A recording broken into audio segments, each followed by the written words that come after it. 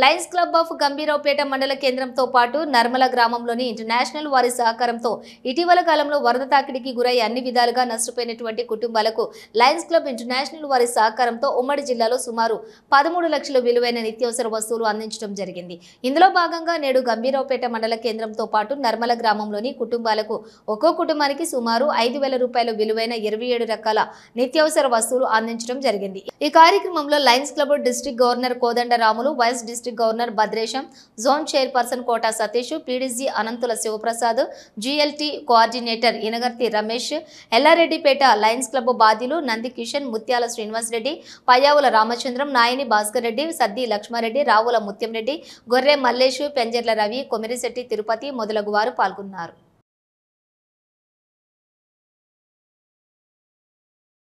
నర్మాలో ఏదైతే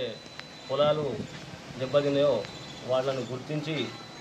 25 మందికి ఆర్థిక సాయం చేద్దామని ముందుకు వచ్చినందుకు ఆ లయన్స్ క్లబ్ ఇంటర్నేషనల్ సంస్థకి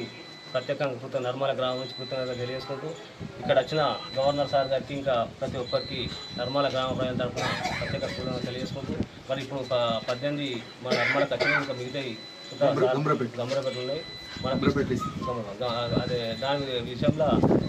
ఈ కార్యక్రమాలు చేపడుతున్న ఈ లయన్స్ క్లబ్ ఇట్లాంటి పేదలను గుర్తించి ఈ కార్యక్రమాలు చేస్తున్నందుకు వారు ఎల్లవేళ